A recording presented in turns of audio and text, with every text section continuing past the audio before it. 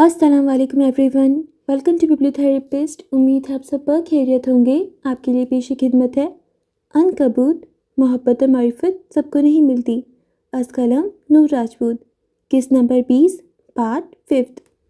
دن کی روشنی رات کے سایوں سے بالکل مختلف تھی۔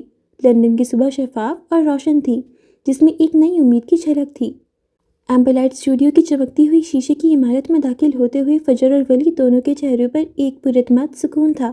رات کا خوف اور تشدد اب ایک دھندلی یاد کی طرح تھا، جسے دن کی کامیابی نے پیچھے دھکیل دیا تھا۔ دوسری میٹنگ کامیاب رہی۔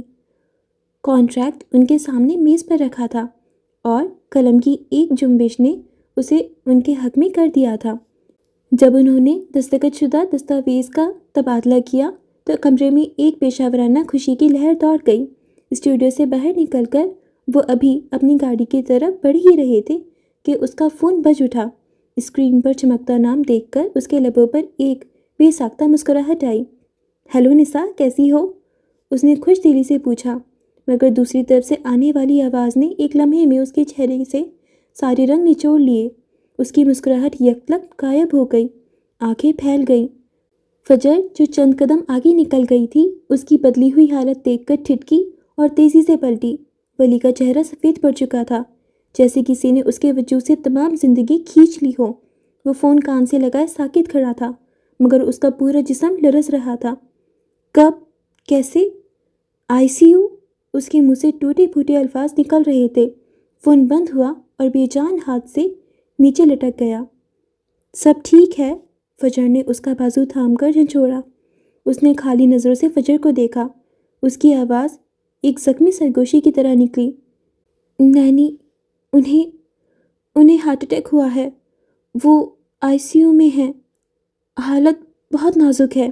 یہ خبر کسی دھماکے سے کم نہ تھی۔ جس شخص نے رات بھر اپنے جذبات پر ایک فولادی غلاف چڑھا رکھا تھا، وہ اس ایک خبر سے ریزہ ریزہ ہو گیا تھا۔ نینی صرف ایک ملازمہ نہیں تھیں، وہ اس کی ماں جیسی تھیں، اس کا گھر تھیں، اس کے بچپن کی شیریں یادیں۔ ان کی واپسی کی فلائٹ اسی شام کی تھی۔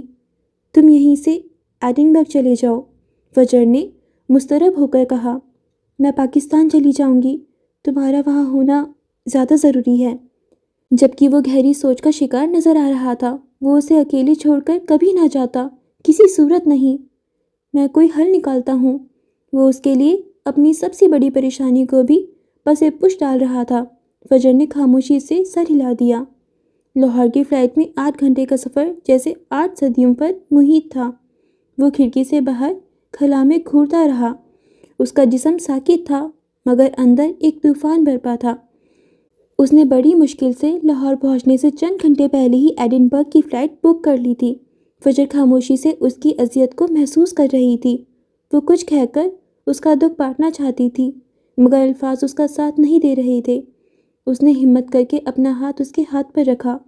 ولی نے چونک کر اسے دیکھا اور پھر اپنا ہاتھ ہٹائے بغیر اپنی انگلیوں سے اس کی گرفت کو مضبوط کر لیا۔ یہ ایک خاموش اقرار تھا کہ اس لمحے میں اسے اس ساتھ کی کتنی ضرورت تھی۔ برٹش ایئر ویز کی پرواز رات گئے علامہ اقبال انٹرنیشنل ایئرپورٹ پر اتری۔ لاہور کی ہوا میں مخصوص نمی اور مانوس خوشبو تھی، مگر اس وقت دونوں کے حواس معطل تھے۔ ان کے پاس صرف چند گھنٹے تھے۔ اگلی فلائٹ قطر ایئر ویز کی تھی، جو دوحہ کے راستے ایڈنبرگ جانی تھی۔ اسے اسی فلائٹ کی ٹکٹ ملی تھی۔ انہوں نے فیصلہ کیا تھا کہ یہ وقت ایئرپورٹ کے قریب ہی کسی لانج میں گزارا جائے۔ ایئرپورٹ کے قریب ایک خاموش لانج میں وہ ایک دوسرے کے سامنے بیٹھے تھے۔ کافی کے کپ میز پر پڑے ٹھنڈے ہو رہے تھے۔ ولی خود کو سنبھال چکا تھا۔ اس کے چہرے پر ایک سپاٹ سنجیدگی تھی، مگر فجر اس کے اندر کی ٹوٹ پھوٹ کو صاف دیکھ سکتی تھی، اور وہ خود اس کے اندر ایک انجانا خوف سر اٹھا رہا تھا۔ اس کی چھٹی حس پوری شدت سے خطرے کی گھنٹیاں بجا رہی تھی۔ یہ صرف نینی کی بیماری کی فکر نہیں تھی، یہ کچھ اور تھا۔ ایک بے نام سا وسوسہ، ایک گہرا ڈر کہ اگر ولی اس بار گیا تو وہ شاید اسے دوبارہ کبھی نہیں دیکھ پائے گی۔ اسے لگ رہا تھا جیسے ان کے درمیان کوئی نادیدہ دیوار کھڑی کی جا رہی ہو، جیسے قسمت انہیں جدا کرنے پر تلی ہوئی ہو۔ وہ بظاہر پرسکون نظر آنے کی پوری کوشش کر رہی تھی، مگر اس کی آنکھیں بار بار بھر آتیں اور وہ انہیں چھپانے کے لیے ادھر ادھر دیکھنے لگتی۔ ولی کی گہری آواز نے اس کی سوچوں کا تسلسل توڑا۔ میری طرف دیکھو۔ فجر نے ہمت کر کے نظریں اٹھائیں۔ اس کی آنکھوں میں چھپا خوف ولی سے چھپ نہ سکا۔ میں جانتا ہوں تم کیا سوچ رہی ہو۔ اس نے میز پر سے فجر کے سرد ہاتھ اپنے گرم ہاتھوں میں لے لیے۔ کچھ نہیں ہوگا، میں بس نانی کو دیکھ کر ان کی خیریت یقینی بنا کر فوراً واپس آ جاؤں گا، میں وعدہ کرتا ہوں۔ میں جانتی ہوں، وہ بامشکل بولی۔ اگر نانی کا معاملہ نہ ہوتا تو میں تمہیں ایک لمحے کے لیے بھی چھوڑ کر نہ جاتا۔ تم جانتی ہو وہ میرے لیے کیا ہیں۔ اس کی آواز میں کوئی لڑکھڑاہٹ نہیں تھی۔ تم میرا گھر ہو فجر، میں بے گھر کیسے رہ سکتا ہوں؟ اس نے فجر کے ہاتھ پر ہلکا سا دباؤ ڈالا۔ فجر نے اس بات میں سر ہلا دیا۔ وہ نارمل نظر آنا چاہتی تھی، اسے مضبوط دکھنا چاہتی تھی، مگر اندر کا خوف اس پر حاوی ہو رہا تھا۔ ان دونوں سے مزید کچھ نہ بولا گیا۔ فلائٹ کا وقت ہو گیا تھا۔ وہ اسے ڈراپ کرنے کے لیے روانگی لانچ تک آئی۔ شیشے کی دیوار کے اس پار جانے سے پہلے وہ رکا۔ ایک لمحے کے لیے دنیا تھم گئی۔ انہوں نے ایک دوسرے کو دیکھا، آنکھوں ہی آنکھوں میں وہ ساری باتیں کہہ دیں جو زبان پر نہ آ سکی۔ الوداع کہنا بہت مشکل تھا۔ میں جلد آؤں گا۔ اس نے فجر کی پیشانی پر لب رکھے۔ ٹھیک اس جگہ جہاں چوٹ لگی تھی، پٹی بندھی تھی۔ وہ بس خود پر ضبط کیے کھڑی رہی۔ وہ اتنا ضروری کب ہوا تھا؟ کچھ پتہ نہیں چلا۔ یہ کہہ کر وہ مڑا اور تیز قدموں سے امیگریشن کاؤنٹر کی طرف بڑھ گیا۔ اس نے پلٹ کر نہیں دیکھا، شاید اس میں پلٹنے کی ہمت نہیں تھی۔ فجر اسے شیشے کے پار جاتے دیکھتی رہی جب تک اس کا وجود نظروں سے اوجھل نہیں ہو گیا۔ اس کا دل ڈوب گیا۔ ایسا محسوس ہو رہا تھا جیسے کوئی بہت قیمتی حصہ اس سے جدا ہو کر چلا گیا ہو۔ ہیزل آنکھیں آنسوؤں سے بھر گئیں۔ دل کیا پھوٹ پھوٹ کر رو دے۔ جو کامیابی اسے ملی تھی وہ اس احساس کے آگے کچھ بھی نہیں تھی۔ اس وقت اس کے دل میں ایک ہی دعا تھی، ایک ہی التجا کہ اس کی چھٹی حص اس بار غلط ثابت ہو، کہ اس کا ولی، اس کا محافظ اس کے پاس لوٹ آئے۔ رات اپنے آخری پہر میں داخل ہو رہی تھی۔ اورنگزیب مینشن کے وسیع و عریض اسٹڈی روم میں ایک محیط خاموشی طاری تھی۔ اسے صرف قدیم کھڑکیوں کی ٹک ٹک کی مدھم آواز توڑ رہی تھی۔ رئیس، جس کے نام کی ہیبت سے شہر لرزتا تھا، اس وقت اپنے چمڑے کے گہرے سب صوفے پر نیم دراز تھا۔ اس کی آنکھوں کے سامنے سے وہ منظر نہیں چھٹ رہا تھا۔ وہ خود کو ملامت کر رہا تھا کہ آخر اس نے ایک لڑکی کو اپنی کمزوری کیوں بننے دیا؟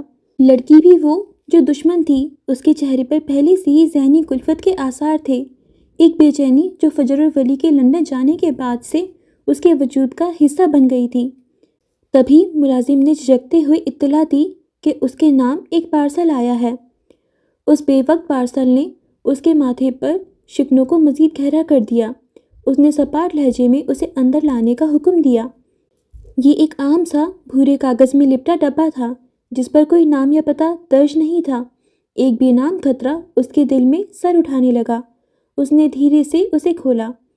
اندر کوئی خط نہیں تھا، کوئی پیغام نہیں تھا، بس چند تصویریں تھیں۔ اس نے پہلی تصویر اٹھائی۔ اس کے مضبوط ہاتھ ایک لمحے کے لیے کانپے۔ یہ پولیس اسٹیشن کے باہر کا منظر تھا۔ ولی کا ایک بازو فجر کے گرد تھا، اسے اپنے وجود کے حصار میں لیے کھڑا تھا، اور فجر کا چہرہ اس کے سینے میں چھپا ہوا تھا۔ ان کی قربت میں ایک ایسی بے تکلفی تھی جو باس اور پرسنل اسسٹنٹ کے رشتے سے کہیں آگے تھی۔ اس کا حلق خشک ہو گیا۔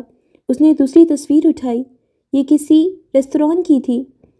ولی کے ہاتھ میں نوالا تھا اور وہ مسکراتے ہوئے فجر کو کھلا رہا تھا، اور فجر کی آنکھوں میں ایک ایسی چمک تھی جو صرف کسی بہت خاص شخص کے لیے ہوتی ہے۔ تیسری تصویر، چوتھی، ہر تصویر زہر میں بچھے ایک تیر کی طرح اس کے دل میں پیوست ہو رہی تھی۔ ایک تصویر میں ولی اس کا ہاتھ تھامے بیٹھا تھا، اور پھر وہ آخری تصویر جس نے اس جیسے پہاڑ کو ریزہ ریزہ کر دیا۔ یہ حملے کے فوراً بعد کی تصویر تھی۔ فجر تکلیف کے عالم میں اس کی باہوں میں تھی، اور ولی اسے خود میں پیچھے ہوئے اس کی پیشانی کو چوم رہا تھا۔ اس کے انداز میں ملکیت تھی، عبادت تھی، ایک ایسی شدت تھی جیسے فجر اس کی کائنات کا مرکز ہو، جیسے وہ اس کے لیے سب کچھ ہو۔ وہ جو اندھا نہیں تھا مگر پھر بھی ایک موہوم سی امید لگائے بیٹھا تھا کہ اس کے خدشے غلط ہو، کہ ان کے درمیان پیشاورانہ حد سے آگے کچھ نہیں ہوگا۔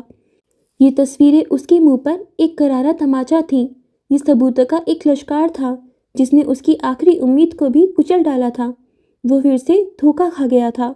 اس کے ہاتھ سے تصویریں چھوٹ کر قیمتی ایرانی کالے پر بکھر گئیں۔ وہ شخص جس کی انگلیاں بڑے بڑے معاہدوں پر دستخط کرتے ہوئے کبھی نہیں لرزتی تھیں، اس وقت کپکپا رہی تھیں۔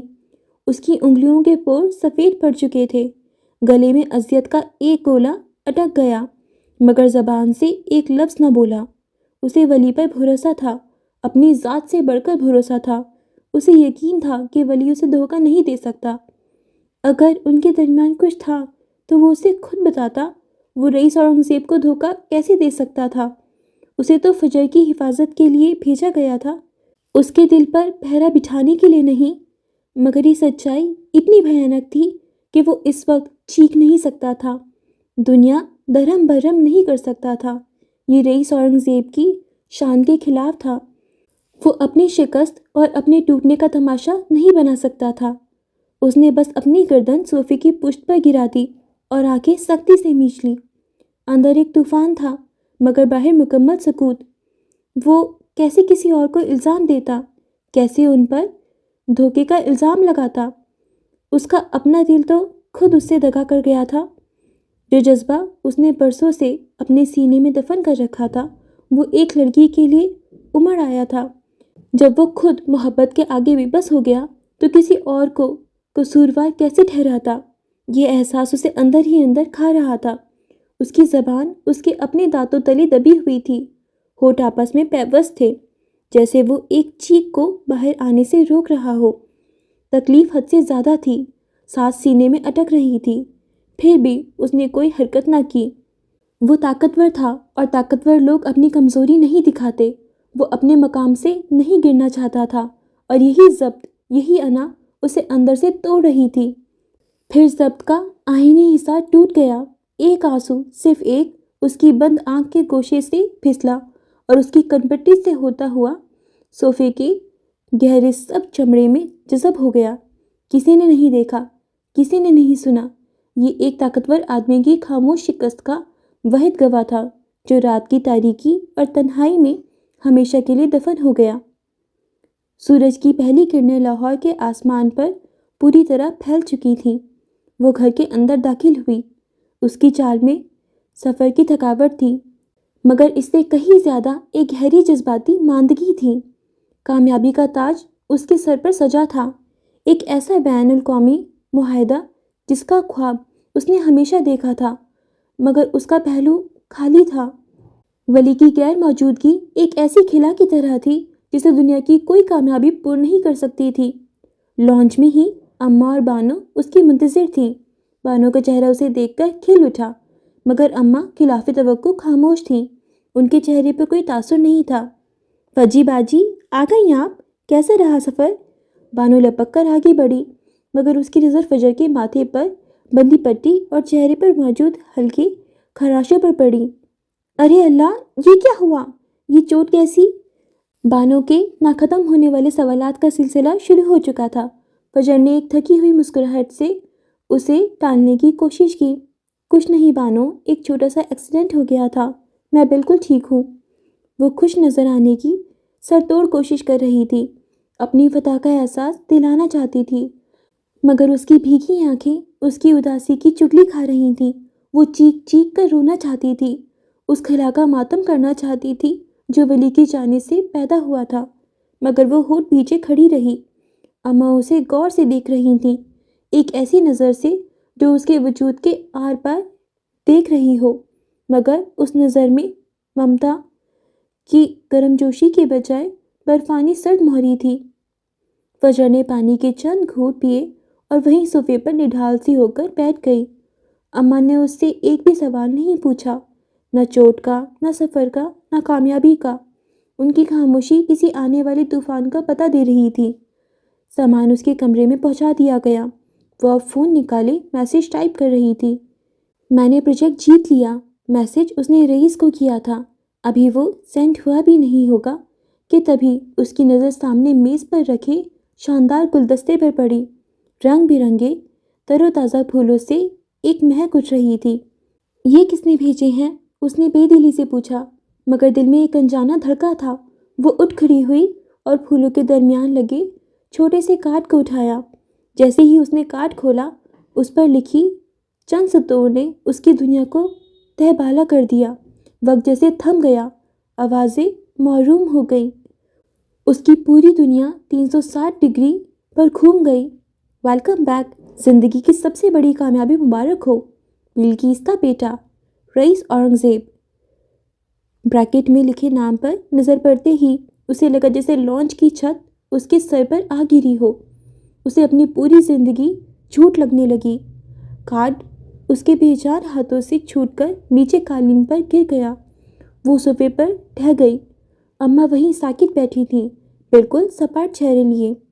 कई लम्हे, शायद सदियां बीत गईं, फजर को ये समझने में कि जो उसने पढ़ा वो सच था। उसने झुककर कांपते हाथों से दोबारा कार्ड उठाया, फिर से पढ़ा। अल्फाज वही थे, एक एक हर्फ उसके दिल में नश्तर की तरह चुभ रहा था। उसने कपकपाती उंगलियों से कार्ड को भींचा और अम्मा की जानिब देखा, जो बेतासुर नज़रों से उसी को देख रही थीं। अम्मा, उसकी आवाज़ एक टूटी हुई सरगोशी थी। अम्मा, ये वो पूछना चाहती थी, मगर अल्फाज उसके हलक में ही दम तोड़ गए। अम्मा, ये सच नहीं है ना? उसने एक आखिरी मुहूम सी उम्मीद के साथ पूछा। उसकी आंखों में इल्तिजा थी। वो उठकर अम्मा के जानिब आई। कहीं ना अम्मा, ये झूठ है, कहीं ना। अम्मा के घुटने पर हाथ धरते वो नीचे बैठी। आवाज़ बहरा गई, आंखों में आंसुओं का समुंदर उमड़ आया। यही सच है। ठंडे बेरहम अल्फाज अम्मा के लबों से अदा हुए। फजर भी यकीनी से उन्हें देखती रही। उसकी आंखों में हजारों शिकवे थे। आपने मुझसे क्यों छिपाया?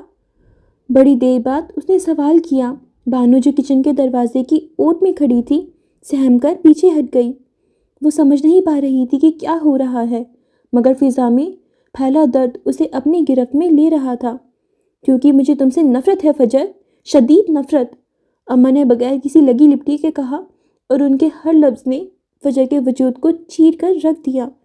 अम्मा के घुटने पर जमा उसका हाथ साकित रह गया। अम्मा, उसने अजियत से अपनी माँ को देखा, उस औरत को जिसे वो अपनी जन्नत बनाने के लिए सब सह गई थी। तुम मालूम हो फजर, मालूम से किसको मोहब्बत होती है भला?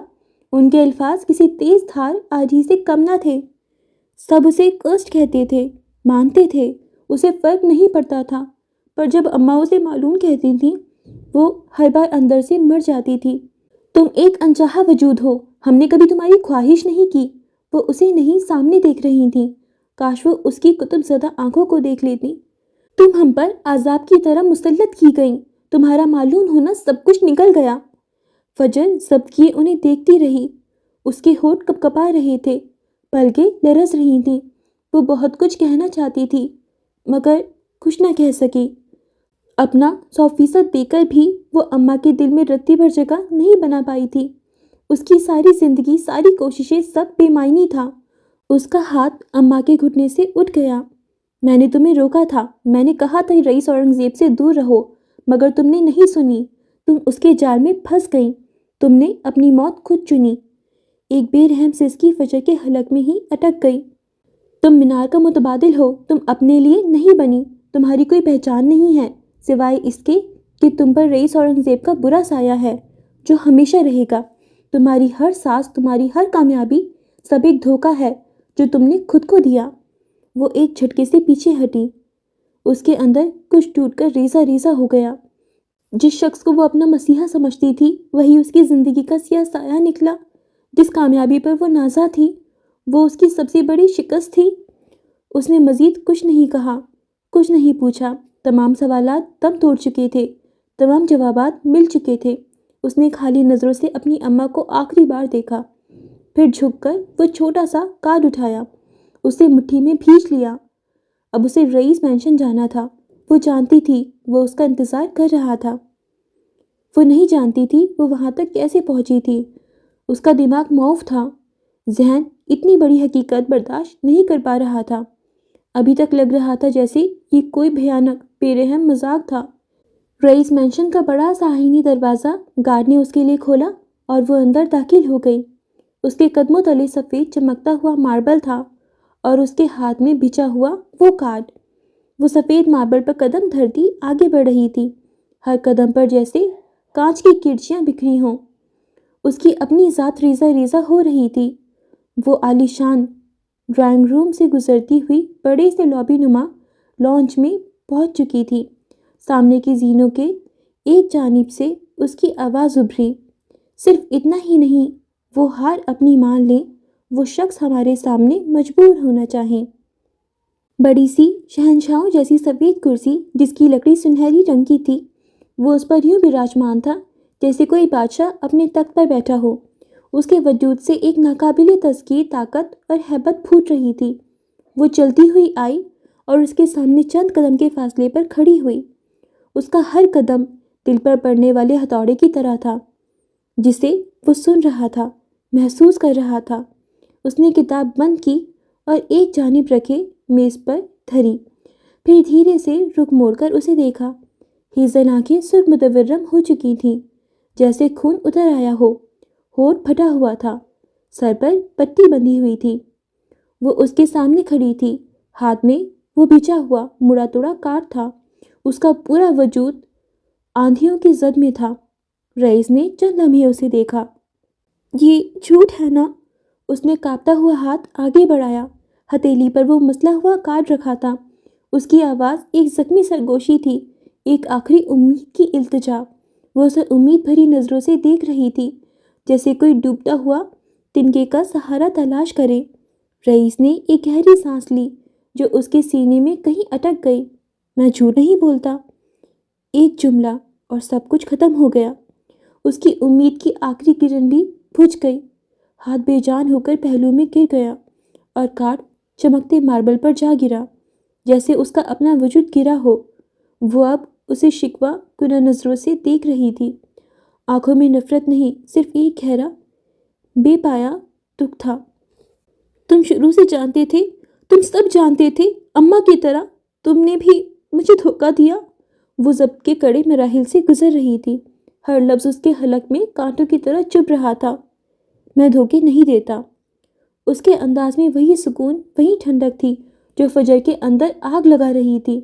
اتنا بڑا طوفان برپا کر کے کوئی اتنا پرسکون کیسے رہ سکتا تھا؟ تو وہ تم تھے ہمیشہ سے، وہ کالا سایہ، وہ تم تھے۔ اس کی آنکھیں ڈبڈبا گئیں۔ رئیس کا وجود آنسوؤں کے پردے کے پیچھے دھندلا سا گیا۔ اس کی پوری زندگی کسی فلم کی طرح آنکھوں کے سامنے گھوم گئی۔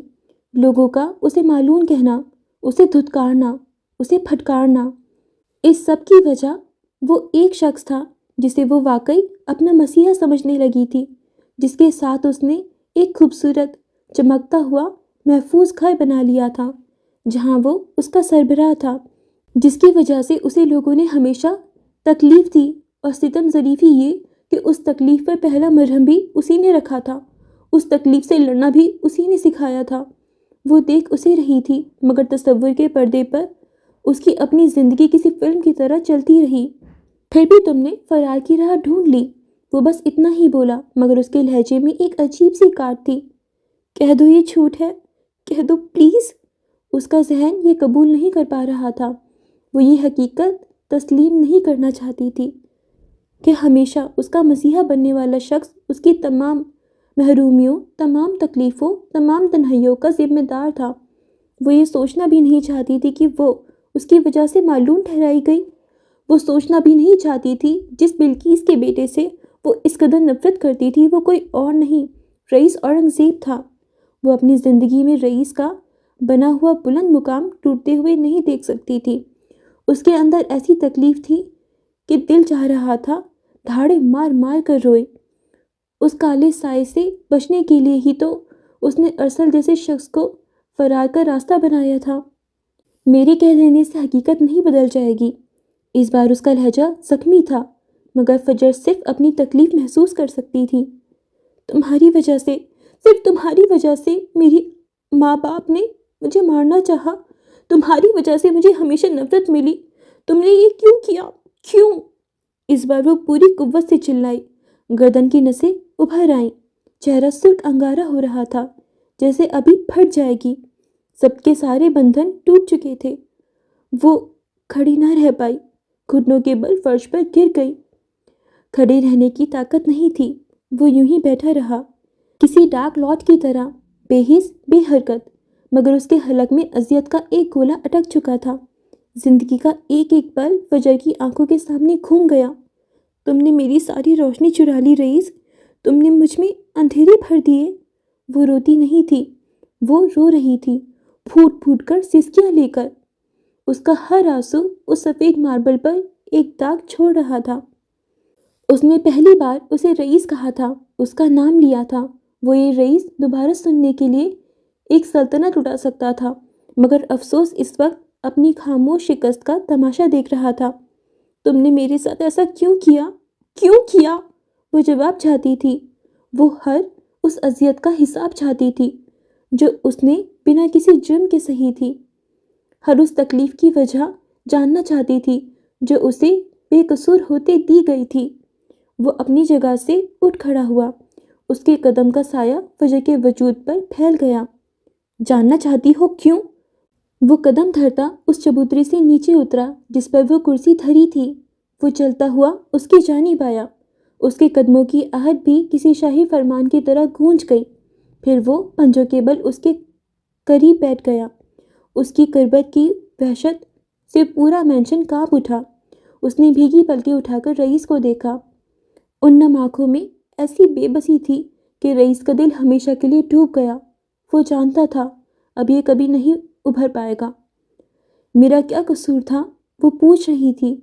उसकी आवाज़ में मासूमियत का वो जहर था जो रईस को तलछट तक कड़वा कर गया। तुम्हारा ये कसूर है कि तुम मीनार मिराज की बहन हो। उसने फजर के चेहरे पर निगाहें गाड़ी। तुम्हारा ये चेहरा, इस चेहरे से मुझे सबसे ज़्यादा नफरत है। वो उस चेहरे को यूं देख रहा था जैसे कोई आखिरी हसरत हो, जैसे उसकी हर तफसील अपनी आंखों में नक्श करना चाहता हो। फजर उसे बेयकीनी से देख रही थी। ये शख्स तो रईस औरंगजेब था, ताकत और तहम्मुल का पहाड़। ये आम लोगों जैसी बातें क्यों कर रहा था? वो उसके चेहरे को कर्स्ड क्यों कह रहा था? वो उस चेहरे से नफरत क्यों कर रहा था? ये तो आम लोग करते थे, वो तो रईस औरंगजेब था। यूं ना करो। उसने एक सिसकी ली, आंसू गालों पर बह निकले। वो उससे नफरत नहीं करना चाहती थी जिसने उसे बका सिखाई थी। उसका दिल ये मानने को तैयार नहीं था कि ये शख्स इतना बेरहम हो सकता था। इस चेहरे ने मुझसे मेरा सब कुछ छीन लिया, सब कुछ। मैं ये सब क्यों ना करूं? उसकी सियाह आंखों में पहली बार नमी की एक वाज़ी तह उभरी, एक ऐसी तकलीफ जो उसके मजबूत ज़ब्त के पर्दे को चीर कर बाहर झांक रही थी। मैं मीनार नहीं हूँ, मैं फजर हूँ। उसने वही बोधी दलील दी जो बचपन से सबको देती आई थी, एक ऐसी सच्चाई जिसे कोई मानने को तैयार न था। पर अफसोस तुम्हारा चेहरा मीनार का है। वो बेरहम हुआ, एक एक लफ्ज़ नश्तर बनकर चुभने लगा। फजर ने एक लम्हे के लिए खुद को संभाला। मैं मीनार नहीं हूँ। अगर तुम मेरा नसीब होते, मैं तुम्हें कभी ना ठुकराती। उसने लहजा मजबूत करने की एक आखिरी कोशिश की।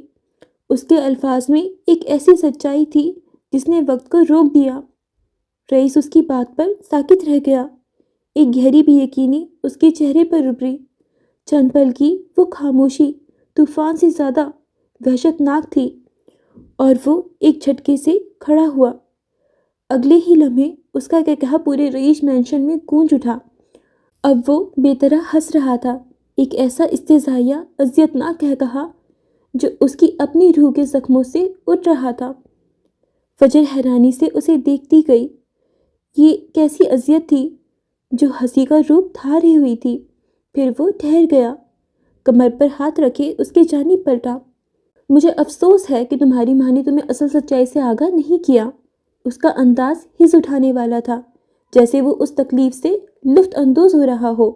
फिर वो दोबारा पंजों के बल उसके करीब बैठा, आंखें उसके चेहरे पर जमा दी। उन सियाह आंखों में हसरत ही हसरत थी।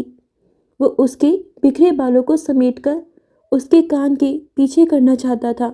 وہ اس کی نم آنکھوں کو انگلی کی پورے سے چھونا چاہتا تھا۔ وہ آنسوؤں کو پوچھ لینا چاہتا تھا، مگر افسوس وہ زہر سے بجھے الفاظ اگلنے پر مجبور تھا۔ تمہیں لگتا ہے میں نے اتنے سال صرف اس لیے انتظار کیا کہ مجھے تم سے شادی کرنی تھی، یا ہمارا ایسا کوئی رشتہ تھا؟ او خدایا! اس کی نظریں ایک پل کو ہیزل آنکھوں سے ٹکرائیں اور اندر اٹھتے طوفان سے گلے کی گلٹی ابھر کر معروم ہو گئی۔ وہ اسے سوالیہ نظروں سے دیکھ رہی تھی۔ آخر سارے سچ اس سے ہی کیوں چھپائے گئے تھے؟ تم صرف میرے انتقام کا ایک ذریعہ ہو۔ تمہارے ساتھ مجھے وہ کرنا ہے جو منار مراج نے میرے خاندان کے ساتھ کیا۔ مجھے تمہیں مارنا ہے فجر۔ میں وہ کالا سایہ ہوں جو تمہاری موت ہے۔ لفظ ہوا میں معلق رہ گئے۔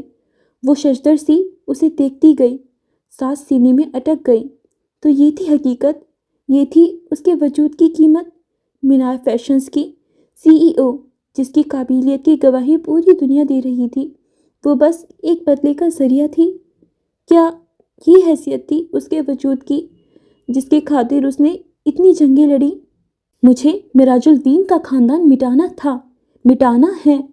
وہ ابھی بھی اسے انہی نگاہوں سے دیکھ رہا تھا، اس کے پھٹے ہونٹ کو، اس کے سر پہ بندھی پٹی کو۔ اسے کتنی تکلیف ہوئی ہوگی نا؟ اگر وہ مارنے والوں میں ہو جاتا تو بچانے والا کون ہوتا؟ تو یہ وجہ تھی کہ اماں نے اس سے سچ چھپایا تھا، اسے کبھی رئیس اورنگزیب کا نام نہیں بتایا تھا۔ اس کی منگیتر صرف منار تھی، وہ نہیں۔ ان کا ایسا کوئی رشتہ تو کبھی تھا ہی نہیں۔ وہ بس اس کے بدلے کا ایک مہرہ تھی۔ وہ کالا سایہ جو اس پر منڈلاتا تھا، وہ اس کی موت تھی۔ پھر اتنے سال انتظار کیوں کیا؟ وہ اسے دیکھتے ہوئے چیخی۔ اس کی آواز میں صدیوں کی تھکن اور کرب تھا۔ کیوں پیدا ہوتے ہی مار نہیں دیا تھا؟ اسے جواب چاہیے تھے۔ وہ کہنا چاہتا تھا کہ اسے اس کی ماں نے ایک وعدے سے باندھ لیا تھا۔ وہ بتانا چاہتا تھا کہ وہ اپنے ہتھیار کب کے پھینک چکا تھا۔ وہ بتانا چاہتا تھا کہ وہ اسے کبھی نہیں مار سکتا۔ وہ بتانا چاہتا تھا کہ وہ منار مراج کے کالے سائے سے رہائی پا چکا تھا۔ وہ بتانا چاہتا تھا کہ وہ اس کی زندگی کو روشن کر رہی تھی۔ وہ بتانا چاہتا تھا کہ وہ عورتوں کو چاہ کر بھی اپنی جنگ میں نہیں گھسیٹ سکتا تھا۔ وہ بتانا چاہتا تھا کہ اسے اپنا یہ گھر عزیز تھا جو انہوں نے مل کر بنایا تھا۔ مگر اس نے کہا بھی تو کیا؟ کیونکہ میں اس چہرے کو تڑپتے ہوئے دیکھنا چاہتا ہوں، روتے ہوئے، سسکتے ہوئے، کرلاتے ہوئے، بالکل اپنی طرح۔ اس کی بات سن کر فجر چند پل ساکت رہی۔ اس کا دماغ سن ہو گیا۔ پھر اس کے لبوں پر ایک عجیب ٹیوٹی ہوئی مسکراہٹ ابھری اور وہ ہنس دی، اذیت بھری ہنسی۔ اب وہ ہنس رہی تھی، ہنستی جا رہی تھی۔ پھر وہ رک گئی، منہ بھینچ لیا جیسے ایک چیخ کو اندر ہی دبا رہی ہو، اور پھر وہ ہنستے ہنستے روتی۔ اس کا سر جھک گیا اور وہ دونوں ہاتھوں میں اپنا چہرہ چھپا کر پھوٹ پھوٹ کر رونے لگی۔ اب وہ رو رہی تھی۔ جب سے ہوش سنبھالا تھا تڑپ ہی تو رہی تھی۔ وہ اسے مزید کیا تڑپاتا؟ وہ تو پہلے ہی اذیت کی انتہا پر تھی۔ ابھی ابھی تو ان سب سے باہر نکلی تھی۔ رئیس نے اسے پہلی بار روتے ہوئے دیکھا تھا۔ یہ ایک تکلیف دہ عمل تھا۔ فجر مراج کو رلانا بچوں کا کھیل نہیں تھا۔ اگر وہ رو رہی تھی تو اس کا مطلب اس کی تکلیف ناقابل برداشت تھی۔ وہ اس کے قریب سے اٹھ کر کھڑا ہوا۔ اس کا یوں اٹھنا ایسا تھا جیسے کوئی بادشاہ اپنی رعایا کے درمیان سے اٹھ کر واپس اپنی ناقابل تذکیر تخت کے جانب بڑھ رہا ہو۔ اس کی قربت کا وہ لمحہ جو وحشت اور ایک انکہی اذیت سے بھرا تھا، ختم ہو چکا تھا۔ فاصلہ دوبارہ قائم ہو گیا، اور اس فاصلے میں صدیوں کی نفرت اور برسوں کا پچھتاوا تھا۔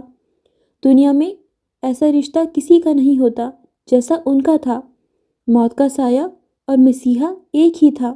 حقیقت اور فریب کے بیچ کی آخری لکیر وہ خود تھی۔ وہ دونوں ایک انوکھی ڈور سے بندھے تھے۔ اس نے آنسو ضبط کرتے سر اٹھایا۔ آنسوؤں سے بھیگے گالوں پر بال چپک گئے۔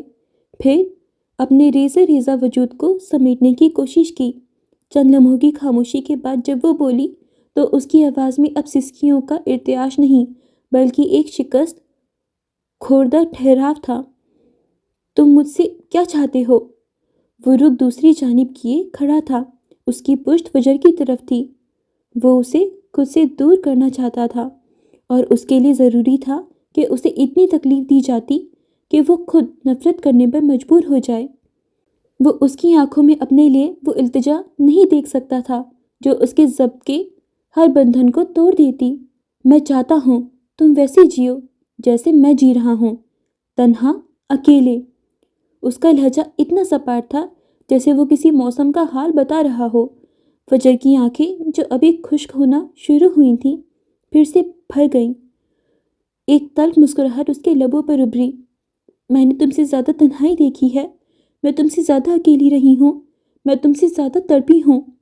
اس کی آواز ایک سرگوشی جیسی تھی، جیسے وہ اسے نہیں، خود کو اپنی اذیتوں بھری زندگی کا خلاصہ سنا رہی ہو۔ اسی لمحے رئیس کے ہاتھ میں پکڑے فون کی اسکرین روشن ہوئی۔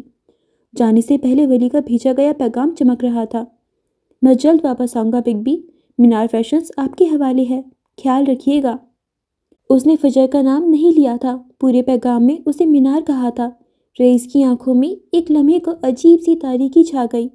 ہاں، وہ پہلے اکیلی تھی، اذیت میں تھی، مگر اب اس کے پاس سب کچھ تھا، ایک خاندان، ایک دوست، ایک محبت۔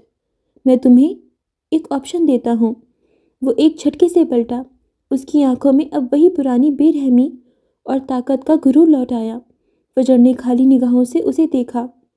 تمہاری پہچان برقرار رہے گی، مینار فیشنز کی سی ای او فجر معراج، مگر تمہیں چننا ہوگا، اپنی پہچان یا پھر ولی۔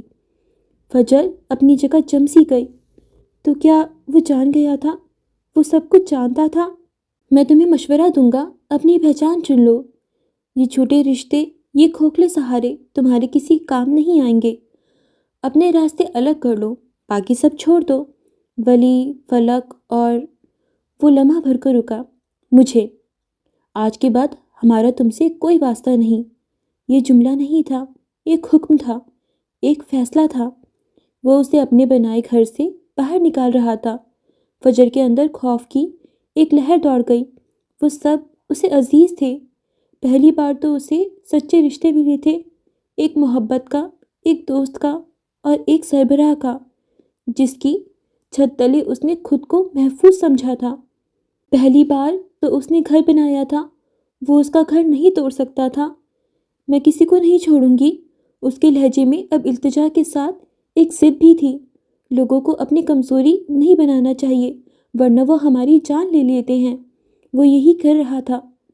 وہ ملکہ معلون ہی ٹھیک تھی۔ کیا ہوا اگر اکیلی تھی؟ مطمئن تو تھی نا، مگر اب وہ کیسے چھوڑ دیتی؟ اس نے ایک آخری التجا کی، اپنی بچی کچی ہمت مجتمع کی۔ میرا کوئی گھر نہیں تھا، میں نے بہت مشکل سے یہ گھر بنایا ہے، میرے ساتھ یوں نہ کرو، میرا گھر مت توڑو رئیس۔ اس کی آواز میں وہ درد تھا جو پتھر کو موم کر دے، مگر وہ رئیس اورنگزیب تھا۔ سلطنتیں جیتنے والے سوال نہیں کرتے، حکم دیتے ہیں۔ وہ واپس چلتا ہوا اسی کرسی تک پہنچا اور اسی شاہانہ انداز میں بیٹھ گیا، یوں جیسے اسے سنا ہی نہ ہو۔ تم سن رہے ہو نا، یہ ہمارا گھر ہے، میں اسے نہیں چھوڑ سکتی۔ وہ اب فرش پر بیٹھی نہیں تھی، گھٹنوں کے بل کھڑی تھی۔ وہ فجر معراج جو ٹوٹ سکتی تھی مگر جھک نہیں سکتی تھی، وہ آج اپنا گھر بچانا چاہتی تھی۔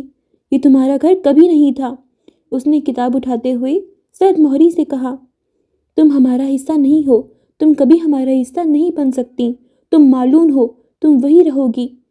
اس کے سرد الفاظ نے تابوت میں آخری کیل ٹھوک دی، اور عنکبوت ہمیشہ اس بھرم میں جیتا ہے کہ اس کا گھر سب سے مضبوط گھر ہے۔ فجر معراج کا بھرم ٹوٹ کر کرچی کرچی ہوا۔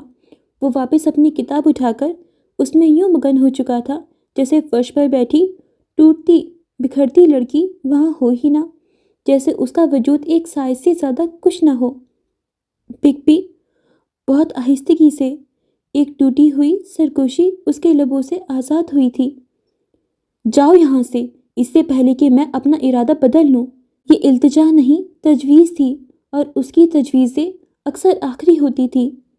لہجے میں ایک ایسی دھمکی تھی جس نے فجر کو ساکت کر دیا۔ ارادہ بدلنے کا مطلب شاید وہ تھا جو وہ ہمیشہ سے کرنا چاہتا تھا، اسے مارنا۔ رئیس اورنگزیب کی اتنی بڑی سلطنت میں اس کے لیے ذرا بھی جگہ نہیں تھی۔ اسے بے دخل کر دیا گیا تھا، اسے پھر سے معلوم قرار دے دیا گیا تھا، اسے پھٹکار دیا گیا تھا۔ انسان مرنے سے پہلے ہاتھ پاؤں مارتا ہے، اور وہ جن لوگوں کو اہم سمجھتی تھی ان پر اپنی ہر کوششیں آزماتی تھی۔ کل ارسل برہان نے اسے ایسے ہی اپنی زندگی سے نکال دیا تھا، اور آج رئیس اورنگزیب نے اسے کاٹ کر پھینک دیا۔ کل بھی اس نے پوری کوششیں کی تھیں، آج بھی وہ پوری کوششیں کر رہی تھی، مگر نتیجہ وہی تھا، دھتکار۔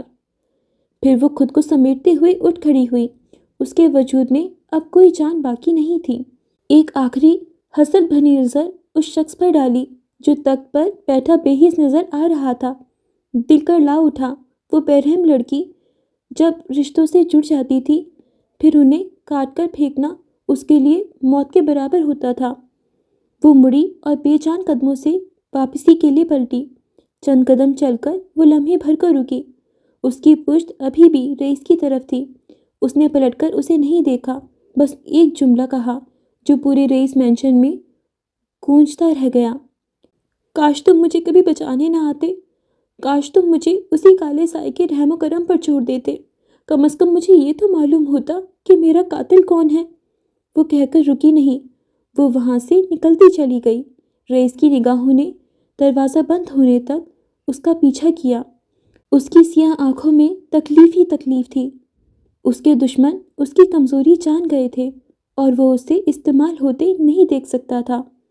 تمہیں ہمیشہ کے لیے آزاد کرنے کے لیے خود کو ہجر کا غلام بنانا پڑا مجھے۔ آج رئیس اورنگزیب نے اسے ہر طرح کی محبت اور نفرت سے آزاد کر دیا تھا۔ دل کا رشتہ تو کبھی ان کا بن ہی نہیں سکتا تھا، آج اس نے اسے اپنی زندگی سے بھی نکال دیا تھا۔ اوکے فرینڈس، آج کے لیے بس اتنا ہی، باقی ایپیسوڈ ہم نیکسٹ پارٹ میں کنٹینیو کریں گے۔ سو فرینڈس، کافی ٹائم سے میں ناول اپلوڈ نہیں کر پا رہی تھی کیونکہ میری کوئی پرسنل ایمرجنسی ہو گئی تھی اور کافی ہیکٹک اسکیڈیول ہو رکھا تھا میرا، سو اس وجہ سے نہیں اپلوڈ ہو پا رہا تھا۔ I am really sorry for that, but میں کوشش کروں گی، پوری کوشش کروں گی کہ جلد از جلد ایپیسوڈس آپ لوگوں کے ساتھ شیئر کر دیا کروں۔ گائز، میری یونیورسٹی بھی چل رہی ہوتی ہے جس کی وجہ سے میں تھوڑا ٹائم نکالنے میں ناکام رہ جاتی ہوں، سو اس کے لیے بھی I am really sorry, but اب میں پوری کوشش کروں گی کہ میں جلد از جلد آپ کے ساتھ ایپیسوڈ شیئر کر دیا کروں۔